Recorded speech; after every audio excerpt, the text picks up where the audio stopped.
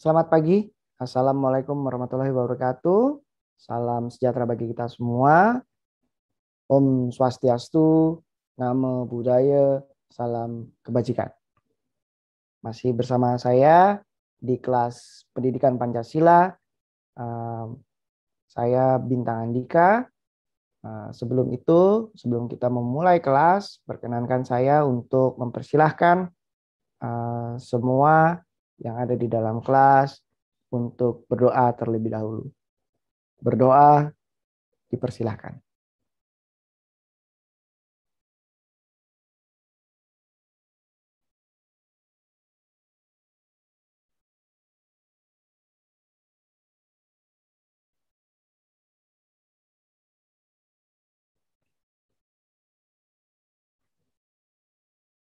Baik, terima kasih.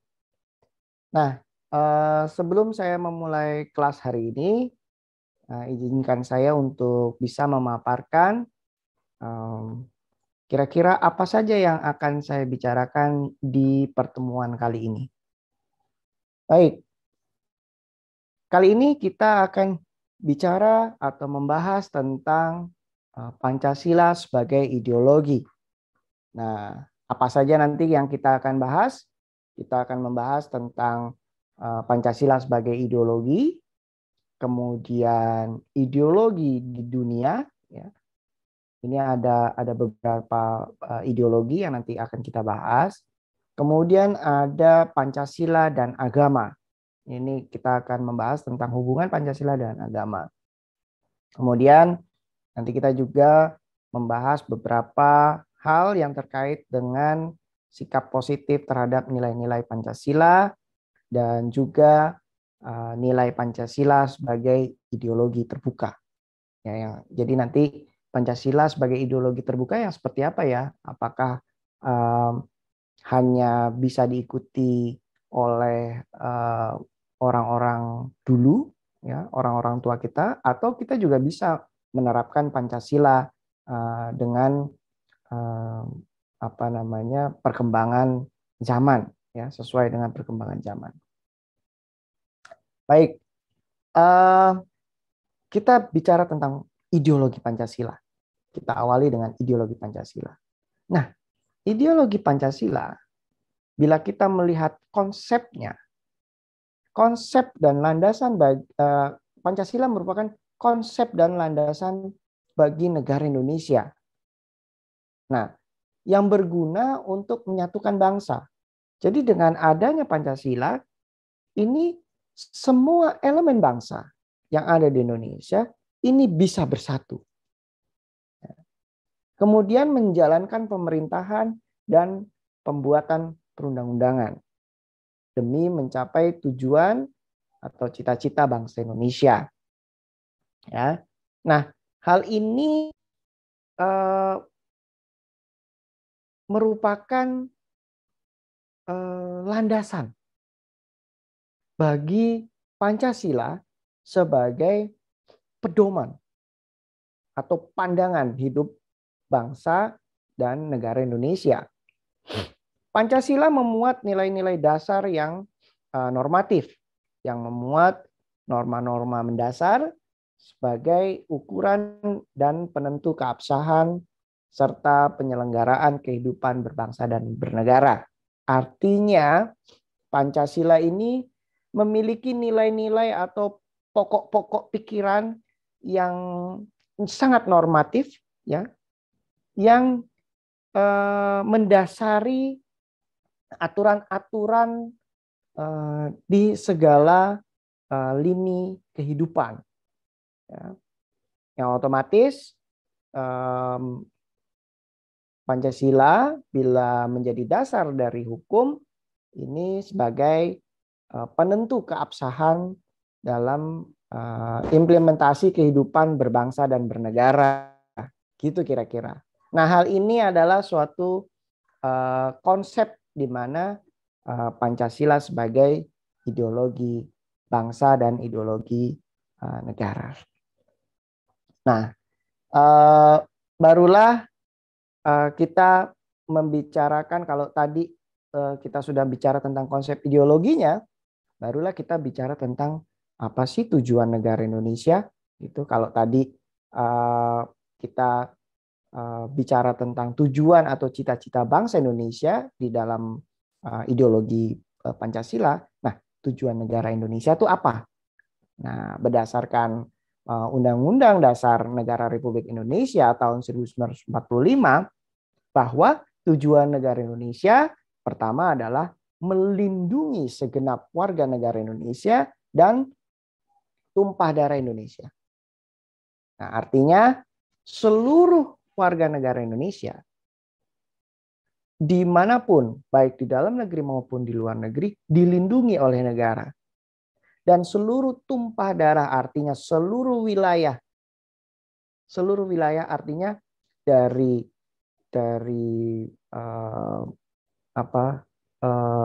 bumi, tanah, air, udara dan seterusnya, ini juga dilindungi oleh negara.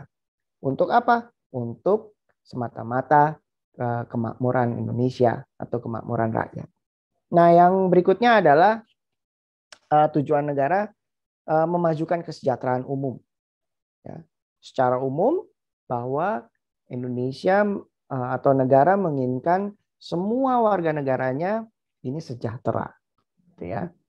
Nah, yang berikutnya lagi adalah mencerdaskan kehidupan bangsa. Ya, jadi negara benar-benar bertujuan untuk mencerdaskan putra-putra bangsa, ya, di seluruh wilayah Indonesia.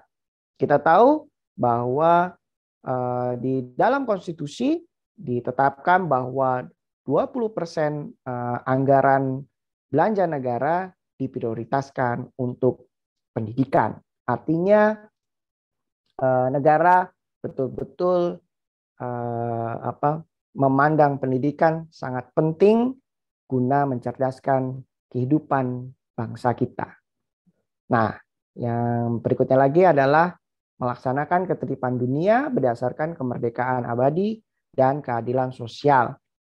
Nah, jadi tujuan negara bukan hanya mementingkan diri sendiri, tetapi juga ingin melaksanakan ketertiban dunia berdasarkan kemerdekaan abadi. Artinya kita tidak menginginkan adanya penjajahan maupun intimidasi dari bangsa lain.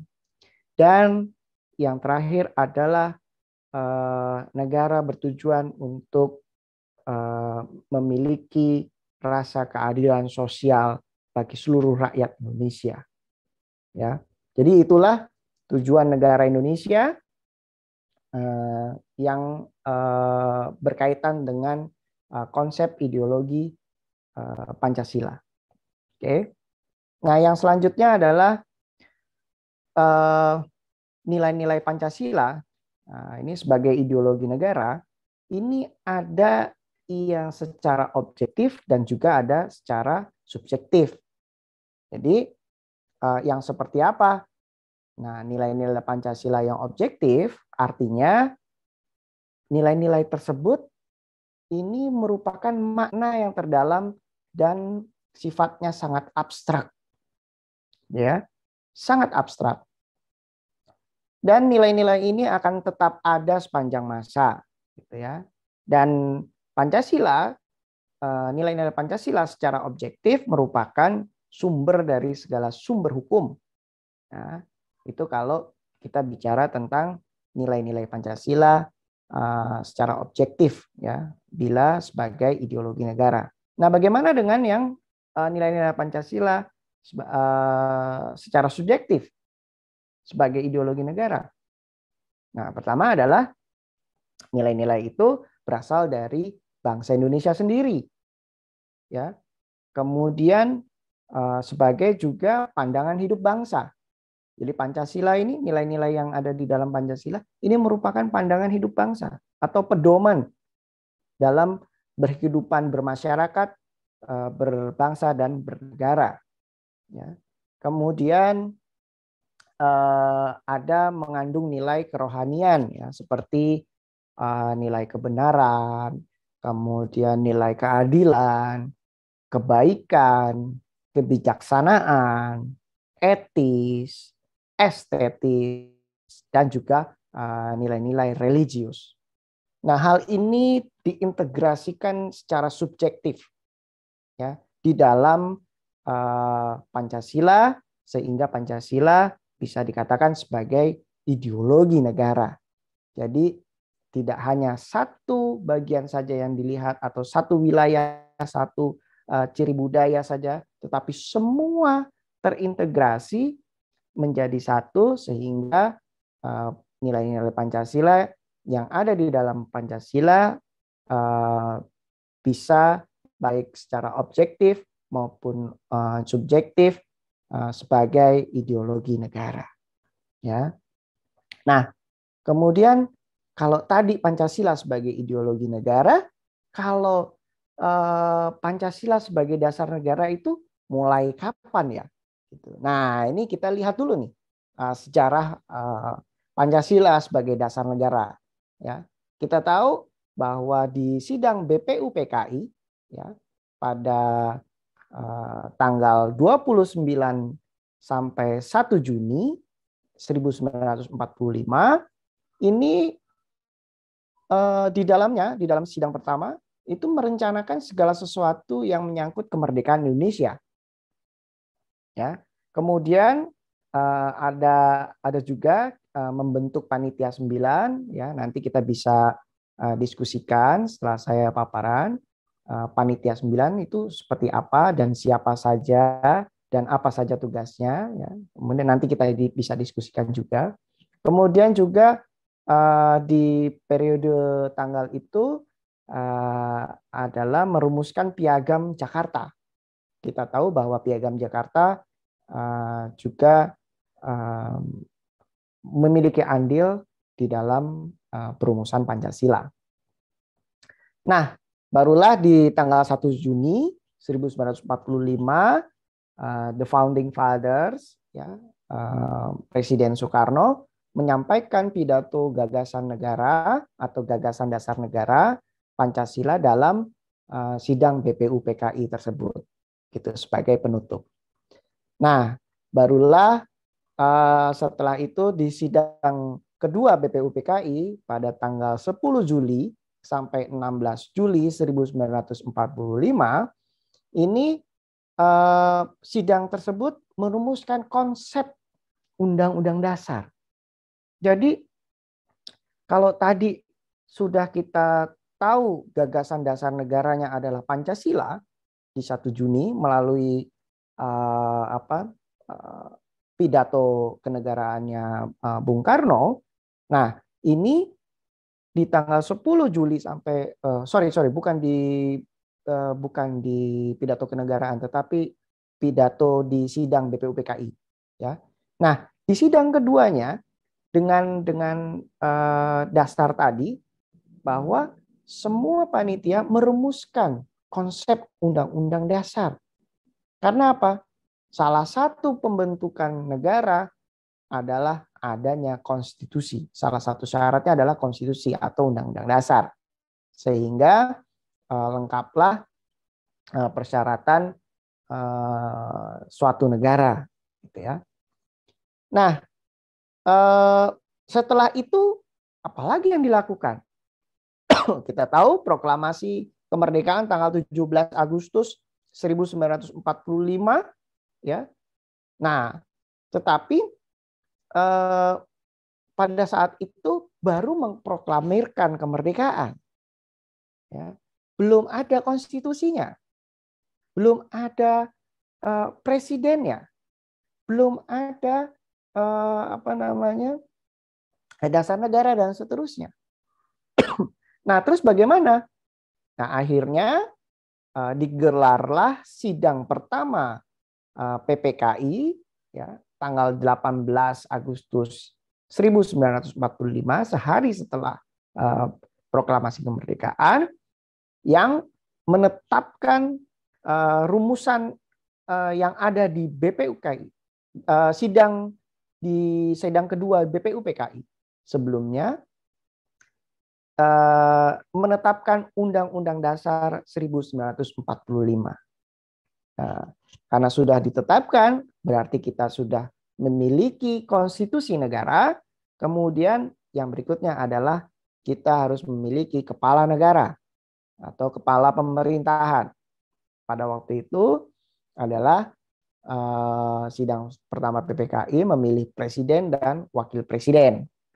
Ya, dipilihlah Soekarno dan Hatta menjadi presiden dan wakil presiden pertama Republik Indonesia. Kemudian berdirinya KNIP, ya, nanti KNIP apalagi kita bahas. Kemudian, nah secara yuridis Pancasila disahkan sebagai ideologi pada saat sidang pertama PPKI. Nah kemudian apalagi tahapannya? Tahapannya adalah di sidang kedua PPKI pada tanggal 19 Agustus 1945. Karena tadi sudah dibuat konstitusinya, kepala negaranya, dan juga ideologi atau dasar negaranya sudah, maka yang belum adalah pembentukan kementerian. Pada saat itu dibentuklah 12 kementerian. Ya. Dan karena juga salah satu syarat berdirinya suatu negara adalah wilayah, maka dibentuklah 8 provinsi, ya, yang ada di dalam Indonesia.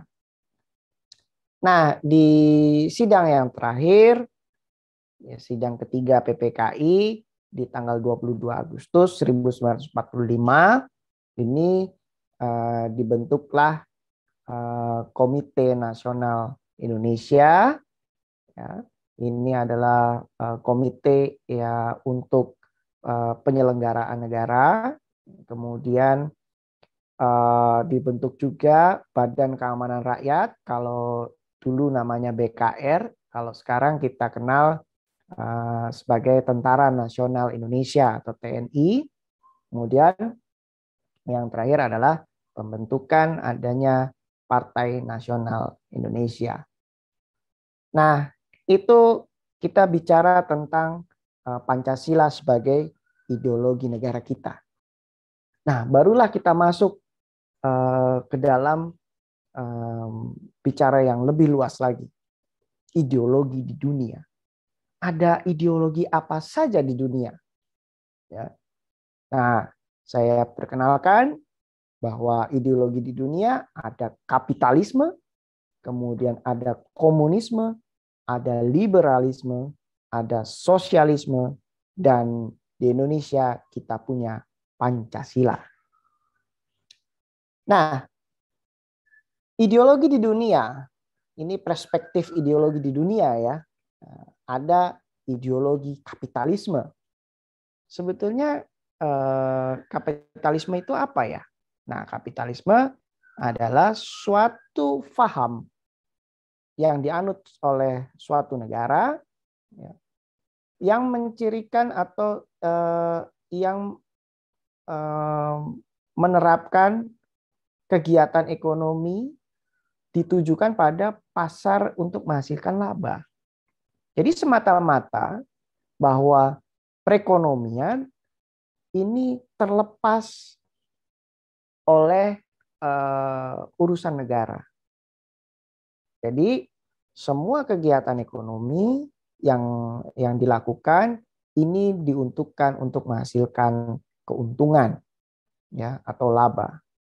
Nah, negara yang menerapkan kapitalisme ini menganut bebas mengumpulkan kekayaan. Jadi warga negaranya bebas mengumpulkan kekayaan. Dan pemerintah tidak ikut campur dalam pengelolaan sistem ekonomi pasar. Artinya ekonomi dikelola oleh pasar, ya, tidak bukan oleh pemerintah, gitu kira-kira. Nah terus apa lagi? Nah kemudian ada lagi ideologi komunisme. Nah di dalam ideologi komunisme bahwa pemerintahnya menekankan kepemilikan bersama atas alat produksi. Ya. Jadi semua alat-alat produksi, faktor-faktor produksi ini dikuasai oleh negara dengan dalih bahwa kepemilikan kebersamaan. Ya. Nah, masyarakat komunis ini tanpa kelas, ya. Jadi pemerintah merupakan kelas yang paling tinggi, tetapi di masyarakatnya tidak ada kelas, ya. Tidak ada kelas atau strata sosialnya, tidak ada. Gitu. Jadi tidak ada yang paling kaya, tidak ada yang paling miskin, semua sama. Nah, kemudian faham ini juga tidak meyakini adanya Tuhan, ya, serta kepentingan negara ini nomor satu, ya, bahwa kepentingan rakyat di bawah kepentingan negara. Jadi negara memiliki andil yang cukup besar dalam memegang semua alat-alat faktor produksi sampai dengan penyelenggaraan hal-hal pemerintahan yang terkecil. Jadi lebih ke sentralistik. Baiklah, tadi kita sudah bicara kapitalisme, kemudian komunisme. Nah, kita bicara lagi tentang liberalisme. Ya, ini salah satu ideologi di dunia, ya. Kalau pemerintahnya menerapkan liberalisme di dalam negaranya. Nah, ini berisi tentang bahwa individu ini bebas melakukan apa saja di segala bidang. Artinya individu benar-benar di atas segalanya. Ya. Kemudian individu juga merdeka secara ruang gerak. Tidak hanya berpikir, namun juga ruang geraknya. Gitu ya. Nah, di negara yang menganut liberalisme, ini bebas menganut atau tidak menganut suatu agama. Ya. Jadi bebas-bebas saja, sah-sah saja. Gitu. Jadi punya agama atau tidak punya agama, sah-sah saja di negara yang liberalisme. Nah, kemudian negara ini juga tidak mencampuri urusan pribadi warga negara. Jadi individu sebagai seseorang ini sangat dihargai keindividuannya, privasinya, sehingga negara tidak punya kewenangan, tidak punya kekuatan untuk mencampuri seluruh urusan pribadi warga negaranya. Nah, hal ini yang membuat negara ini tidak terlalu mengurusi warga negaranya, karena warga negaranya punya sendiri privasi yang tidak bisa diganggu oleh negara, gitu. Begitu juga kepemilikan suatu aset di negara tersebut, gitu ya, bahwa sampai bila kita memiliki suatu wilayah di negara tersebut, ya, itu sampai dalam isi buminya itu merupakan hak dari individu yang memiliki aset tersebut atau wilayah tersebut atau tanah tersebut, gitu ya. Nah, liberalisme sudah, kemudian ada lagi paham yang namanya sosialisme. Nah, negara-negara yang menganut ideologi sosialisme ini menekankan nilai kebersamaan kepemilikan, ya, hampir sama dengan komunisme, tetapi sosialisme lebih mengedepankan penghapusan hak pribadi, gitu ya, bahwa semua yang dimiliki oleh setiap orang di negara itu tidak ada yang memiliki hak secara pribadi, semuanya dimiliki oleh negara atau biasanya waktu itu, ya, waktu zaman dulu sosialisme ini banyak dianut oleh negara yang berbentuk kerajaan. Nah, yang terakhir adalah pemberian kesempatan bagi tiap orang. Kalau tadi komunisme itu tidak memberikan kesempatan ke masyarakatnya, semua faktor-faktor produksi itu dimiliki oleh negara, dikuasai oleh negara. Nah, kalau sosialisme ini negaranya memberikan kesempatan bagi tiap orang. Oke, yang berikutnya adalah ideologi Pancasila di Indonesia. Nah, bahwa Pancasila ini merupakan demokrasi Pancasila, ya, hukumnya yang ada di Indonesia ini menjunjung tinggi keberadaan individu. Ya. Jadi seseorang di Indonesia ini sama kedudukannya di mata hukum, gitu ya. Tidak ada kelas yang lebih tinggi atau kelas yang lebih rendah, gitu. Semua masyarakat sama di mata hukum.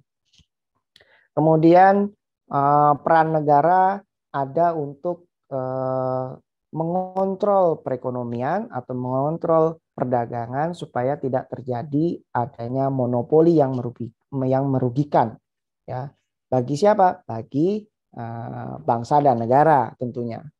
Nah, di negara Indonesia ini bebas memeluk agama atau kepercayaannya dalam kehidupan bermasyarakat, ya, baik itu berbangsa dan bernegara. Jadi bebas memeluk agama, bukan bebas punya atau tidak, ya, tetapi bebas memeluk agamanya dan kepercayaannya. Sehingga ideologi Pancasila ini justru menguatkan suatu agama, gitu ya, yang ada di Indonesia, melindungi agama untuk bisa dipeluk oleh masyarakatnya, dan masyarakatnya bebas menentukan mau agama apa yang dipercayainya, itu kira-kira. Nah, kemudian hubungan individu dengan masyarakat terjadi selaras, harmonis, dan seimbang. Nah, inilah ideologi yang kita miliki, ya. Kita hampir sama dengan ideologi-ideologi yang lainnya, tetapi ada kekurangan, ada kelebihannya setiap ideologi di dunia. Tetapi yang kita yakini, ideologi Pancasila merupakan pedoman pandangan bangsa Indonesia di dalam kehidupan bermasyarakat, berbangsa, dan bernegara. Baiklah. Nah, kalau kita tadi bicara tentang agama, nah ini sedikit saya memaparkan tentang agama itu apa ya. Nah, agama itu adalah ajaran atau sistem yang mengatur tata keimanan kepada Tuhan Yang Maha Esa. Ya. Nah, di mana kuasa serta tata kaidah yang berhubungan dengan pergaulan manusia dengan manusia serta lingkungannya. Jadi agama ini mengatur pergaulan manusia dan manusia. Jadi antara manusia dengan manusia satu dengan manusia lainnya, serta manusia dengan lingkungannya, gitu ya. Jadi bukan hanya manusianya saja, tapi dengan lingkungannya, baik itu lingkungan hidup maupun lingkungan yang makhluk hidup maupun makhluk yang mati, gitu ya. Jadi menjaga kelestarian hutan, kemudian menjaga tata krama, menjaga tata perilaku, kemudian menjaga kelestarian suatu tempat dan lain-lain. Ini juga diatur oleh suatu agama, gitu ya. Nah, kemudian kalau tadi bicara tentang agama, kalau Pancasila bagaimana? Nah, kalau Pancasila tadi ya sudah saya sampaikan bahwa Pancasila ini sebagai ideologi dasar negara Indonesia. Nah, ya kalau kita tahu bahwa nama ini terdiri dari Pancasila itu ada dari dua suku kata. Ya. Nah, dari mana? Dari bahasa Sanskerta. Ya. Nah, panca artinya 5. Sila artinya prinsip atau asas. Nah, Pancasila merupakan rumusan dan pedoman kehidupan berbangsa dan bernegara bagi seluruh rakyat Indonesia tanpa terkecuali. Nah, ini tadi membahas tentang agama dan Pancasila.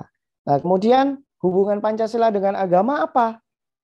Nah, jadi negara Indonesia ini berdasarkan atas ketuhanan yang Maha Esa. Ya, ada di Pancasila, di sila pertama. Artinya tidak ada tempat bagi ateisme. Jadi tidak ada tempat bagi orang yang tidak memiliki agama, ya, ataupun kepercayaan. Nah, sehingga bangsa Indonesia adalah bangsa yang berketuhanan yang Maha Esa, yang memiliki hak asasi untuk memeluk dan menjalankan ibadah sesuai dengan agama dan kepercayaannya. Sehingga bangsa Indonesia ini justru dilindungi oleh negara dengan adanya Pancasila. Kalian boleh memeluk agama, boleh memilih agama, namun tidak boleh tidak memiliki suatu agama. Gitu ya. Nah, karena begitu homogennya bangsa Indonesia, ya, dengan suku, budaya, bahasa yang berbeda-beda, maka Pancasila, ya, hubungan Pancasila dengan agama ini memberikan toleransi terhadap orang lain. Negara juga memberikan toleransi terhadap rakyatnya dalam menjalankan kegiatan keagamaan di Indonesia, gitu ya. Nah, segala aspek dalam melaksanakan dan menyelenggarakan negara harus sesuai dengan nilai-nilai ketuhanan yang Maha Esa, sesuai dengan Pancasila yang sila pertama, gitu. Ya. Kalau di dalam undang-undang, bukan di dalam undang-undang dasar ya, tetapi di dalam undang-undang yang mengatur tentang sesuatu, itu selalu disebutkan bahwa dengan rahmat Tuhan yang Maha Kuasa, maka dibentuklah suatu perundang-undangan. Jadi hubungan Pancasila dengan agama ini sangat erat sekali. Itu justru saling terintegrasi. Pancasila justru bukan melemahkan suatu agama atau melemahkan suatu kepercayaan. Justru Pancasila melindungi agama tersebut untuk tetap bisa dipeluk oleh masyarakat Indonesia.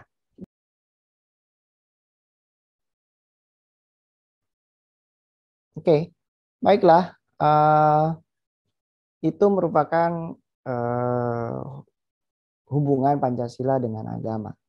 Nah, terus kita nanti setelah ini akan membicarakan tentang sikap positif yang seperti apa sih yang harus dimiliki atau harus dilakukan oleh bangsa Indonesia.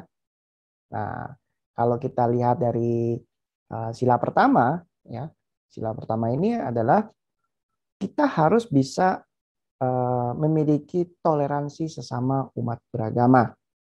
Ya, kita tahu bahwa di setiap wilayah dimanapun ini ada Kementerian Agama ini memiliki diskusi dengan berbagai agama dan kepercayaannya melalui FKUB, ya, forum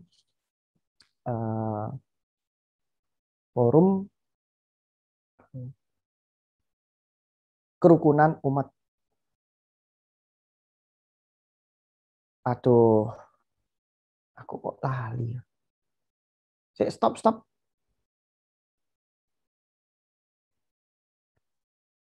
Lanjut aja nggak apa-apa, ntar dipotong. D-nya beragama. Iya beragama tuh kok lali aku ya. Udah skipnya kakek ini. Oke, kita ulang.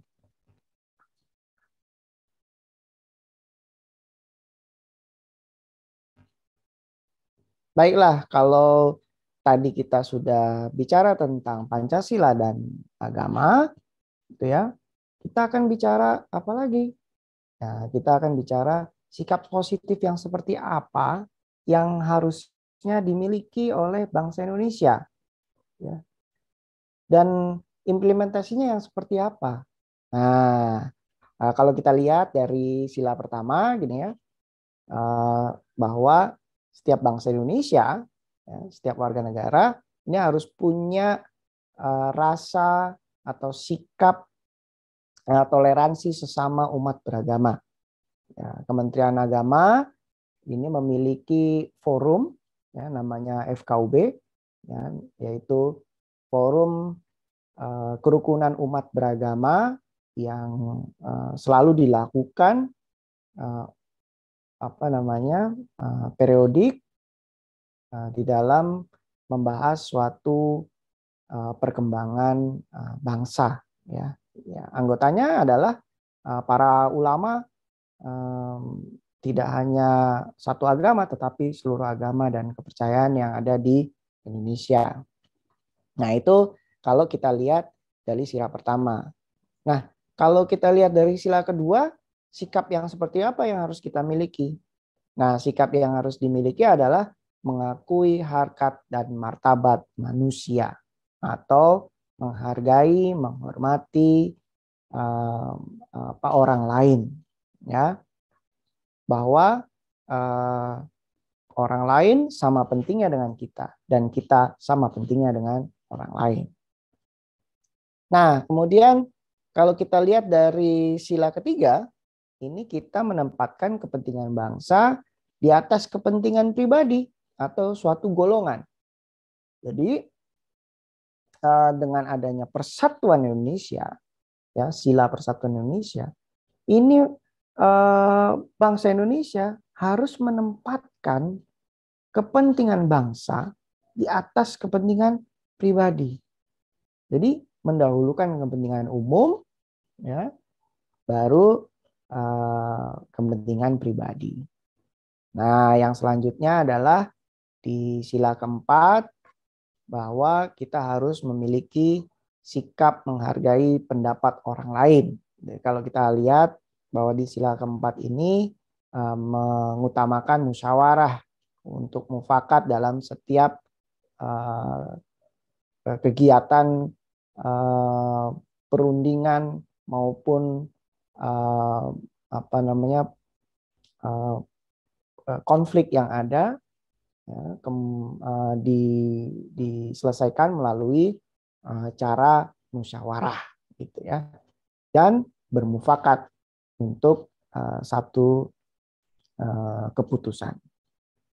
Nah, kemudian kita lihat di sila kelima ini kita harus memiliki sikap yang bisa menghargai hak orang lain. Ya, ini bisa kita lihat bila kita kasih contoh implementasinya adalah bagi yang pedagang kaki lima yang berdagang di atas trotoar, ya, di atas pedestrian. Nah, itu berarti pedagang tersebut tidak bisa menghargai hak orang lain. Gitu. Bahwa pedestrian itu untuk pejalan kaki, bukan untuk berdagang. Misalnya seperti itu. Nah, jadi harus bagaimana? Nah, harus bagaimananya nanti kita diskusikan lebih lanjut. Baik. Nah, sikap-sikap yang tadi saya ilustrasikan, ini sikap yang baik dalam menanggapi dan mengamalkan nilai-nilai yang ada di dalam Pancasila. Yaitu tidak hanya sikap tetapi tindakan yang selalu berpedoman terhadap sila-sila yang ada di dalam Pancasila. Ya. Serta menjunjung tinggi harkat dan martabat manusia. Jadi kita sebagai warga negara tidak boleh merasa paling hebat, paling kuat, paling penting, gitu ya. Karena kita juga harus menghargai hak orang lain, menghargai pendapat orang lain, bisa mentoleransi, bisa mengakui harkat dan martabat manusia, dan menempatkan kepentingan bangsa di atas kepentingan pribadi atau suatu golongan. Nah, hal ini merupakan sikap-sikap positif terhadap nilai-nilai Pancasila. Nah, Pancasila itu sendiri ya sebagai dasar negara, kalau kita lihat dari bidang politik, ya, kita bisa menghindarkan praktek-praktek politik yang tidak bermoral, gitu ya. Politik yang tidak bermoral yang bagaimana? Misalnya di dalam pemilu melakukan kecurangan terhadap suara yang diperoleh atau menyuap panitia pemilu atau menyuap masyarakat untuk memilih atau money money campaign atau juga melakukan black campaign, gitu ya. Itu juga tidak sesuai dengan nilai-nilai Pancasila sebagai dasar negara. Nah, di bidang politik bahwa negara menjamin warga negaranya untuk bisa berkumpul, ya, boleh berkumpul dan mengutarakan suatu pendapat. Nah, kalau di bidang hukum bagaimana? Nah, kalau di bidang hukum sebagai dasar negara, nilai-nilai Pancasila di dalam setiap perumusan undang-undang nasional atau lebih sering disebut prolegnas, ya, ini harus memperhatikan aspirasi rakyat. Ya. Jadi program legislasi nasional yang dibahas di DPR, Dewan Perwakilan Rakyat, ini benar-benar harus memperhatikan aspirasi rakyat. Karena dalam menyusun suatu undang-undang, ya, yang menyusun sebetulnya bukan hanya legislator, tetapi juga eksekutor. Jadi eksekutif dan legislatif melakukan pembahasan membentuk suatu undang-undang. Supaya apa? Supaya lebih teratur dalam mengatur suatu permasalahan yang ada di dalam kehidupan bermasyarakat, berbangsa, dan bernegara di Indonesia. Kira-kira itu kalau di bidang hukum. Nah, kemudian kalau di bidang sosial dan budaya, nah ini nilai-nilai Pancasila ini bisa menghindarkan tindakan yang tidak beradab dan tidak manusiawi. Misalnya kita tahu bahwa kita secara sosial merupakan manusia yang hidup tidak bisa tidak dengan orang lain, tidak bisa hidup sendiri. Bahwa harafiahnya manusia adalah sebagai makhluk sosial dan makhluk Tuhan. Ya, kalau makhluk sosial, bahwa kita membutuhkan bantuan orang lain dan orang lain juga perlu kita bantu bila membutuhkan bantuan. Sehingga nilai-nilai Pancasila yang ada di bidang sosial ini bisa menghindarkan tindakan yang tidak beradab. Apalagi kalau kita bicara tentang budaya. Nah, kita tahu kita memiliki begitu banyak budaya di Indonesia. Begitu ragam budaya di Indonesia. Nah, kalau kita tidak bisa menerapkan nilai-nilai Pancasila sesuai dengan kaidahnya, maka kita bisa berseteru dengan sesama manusia, dengan sesama kolega, gara-gara mempertahankan budaya atau mempertentangkan budaya yang satu dengan yang lainnya. Justru kita harus bisa saling menghargai, mentoleransi keberagaman budaya sesuai dengan semboyan Bhinneka Tunggal Ika. Nah, yang berikutnya adalah di bidang ekonomi, ya, dengan adanya penerapan nilai Pancasila sebagai dasar negara, ini bisa menghindari praktek-praktek monopoli. Jadi di dalam perekonomian, praktek monopoli merupakan sesuatu yang tidak diperbolehkan, gitu ya. Nah, bila menghindari praktek monopoli, maka sebetulnya, gitu ya, yang lebih parahnya kalau kita lihat adalah praktek-praktek monopoli yang mengarah pada perbuatan korupsi, kolusi, dan nepotisme. Ya, kita tahu bahwa Komisi Pemberantasan Korupsi sudah berjuang mati-matian untuk memberantas korupsi di Indonesia. Hal ini bahwa kita nyatakan bahwa nilai-nilai Pancasila harus benar-benar terintegrasi di dalam setiap bidang, ya, baik bidang politik, hukum, sosial, budaya, ekonomi. Nah, sehingga kekuatan bangsa Indonesia ada pada pedoman dan pandangan hidupnya, yaitu Pancasila. Nah, kalau tadi kita sudah bicara tentang berbagai hal, ya, nilai Pancasila sebagai dasar negara. Nah, ini kita akan membahas tentang nilai Pancasila sebagai ideologi terbuka. Ya. Nah, yang bagaimana yang Pancasila dengan hanya 5 sila bisa menjadi ideologi terbuka? Mari kita lihat bersama. Nilai-nilai Pancasila ini merupakan nilai-nilai dasar Pancasila yang bersifat tetap dan tidak boleh berubah. Jadi semua nilai-nilai yang ada di Pancasila tetap dan tidak boleh berubah. Ya. Nah, penjabaran atas makna Pancasila dalam pelaksanaannya dapat disesuaikan dengan kebutuhan dan tantangan nyata yang dihadapi oleh bangsa Indonesia di setiap era, di setiap zaman. Pancasila ini harus dimaknai tidak hanya pemahamannya saja, tetapi juga diimplementasikan.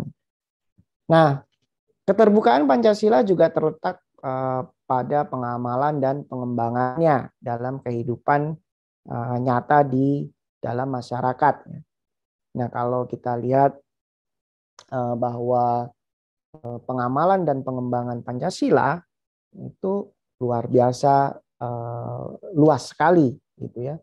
Bahkan sudut pandang Pancasila dalam setiap sila-silanya atau persepsinya ini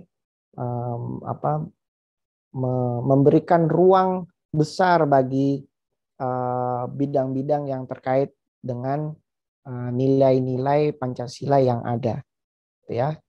Sehingga nantinya Pancasila ini di setiap silanya ini bisa terakomodir di setiap zaman, gitu ya.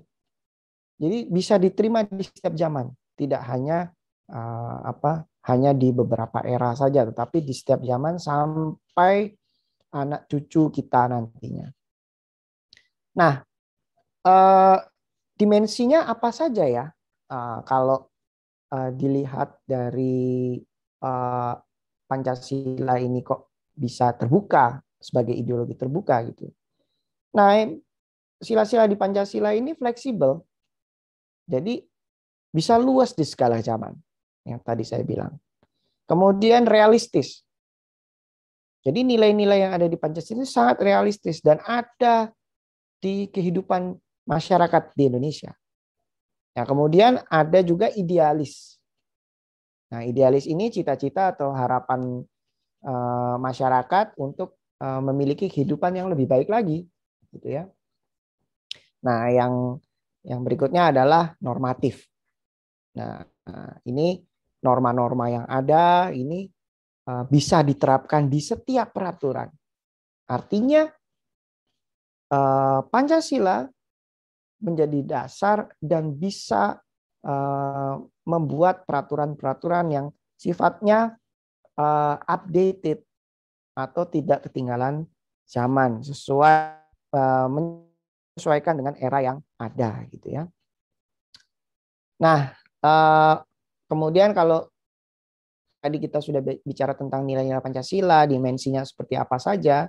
Nah, barulah kita ingin tahu nih, sebetulnya ya fungsi ideologi Pancasila itu apa saja ya? Nah, jadi fungsinya nih, pertama adalah kalau kita nyebut Pancasila, itu udah pasti orang Indonesia. Ya. Ini identitas bangsa. Ya. Ada logo Garuda, ya. Logo Garuda kita, Garuda Pancasila. Ini udah pasti orang Indonesia. Itu nggak mungkin orang lain gitu ya, orang negara lain. Nah, itu udah pasti Indonesia. Jadi identitas bangsa. Yang kedua adalah dengan adanya Pancasila, ya, ini bisa mempersatukan bangsa Indonesia dengan corak ragam suku, budaya, bahasa ya, yang berbeda-beda. Begitu luasnya bentangan wilayah Indonesia dan begitu banyaknya pulau-pulau di Indonesia, lebih dari 3.000 pulau di Indonesia. 300 suku, bangsa, dan berbagai bahasa daerah di Indonesia. Ini bisa disatukan dengan nilai Pancasila apa? Bahasa Indonesia. Jadi semua bangsa Indonesia bisa menjadi satu karena memiliki satu bahasa negara, yaitu bahasa Indonesia. Yang kemudian adalah yang ketiga adalah mengatasi berbagai pertentangan, konflik, ataupun ketegangan sosial. Kalau kita lihat di nilai-nilai Pancasila di sila keempat, ya, sila keempat ini adalah musyawarah untuk mufakat dalam arti pemilihan atau pemungutan suara merupakan hal yang terakhir yang harus dilakukan apabila musyawarah untuk mufakat tidak dapat terlaksana atau tidak dapat diwujudkan. Jadi jangan sedikit-sedikit voting, tetapi bagaimana kita bisa bermusyawarah, gitu ya, lebih mengedepankan akal, pikiran, dan pendapat. Ya. Oke, yang berikutnya adalah pembentukan solidaritas. Dengan adanya Pancasila tadi di sila pertama ada rasa toleransi. Ini otomatis kita akan melakukan solidarity terhadap teman-teman kita. Misalnya ada yang terkena bencana, ada yang ketimpa musibah dan lain-lain. Kita ingin membantu. Kita memiliki toleransi yang tinggi, walaupun dia berbeda agama, walaupun sukunya berbeda dengan kita, tapi kita tetap membantu. Tidak pandang-pandang pilih-pilih bulu untuk membantu. Kita selalu membantu. Ya, dengan demikian solidaritas dibentuk oleh adanya rasa toleransi dan gotong royong serta persatuan dan kesatuan. Nah, ini tadi yang bisa saya sampaikan tentang Pancasila sebagai ideologi bangsa dan negara. Kira-kira itu yang bisa saya sampaikan. Terima kasih. Selamat pagi. Assalamualaikum warahmatullahi wabarakatuh. Salam sejahtera bagi kita semua. Om Santi Santi Namo Buddhaya. Salam kebajikan.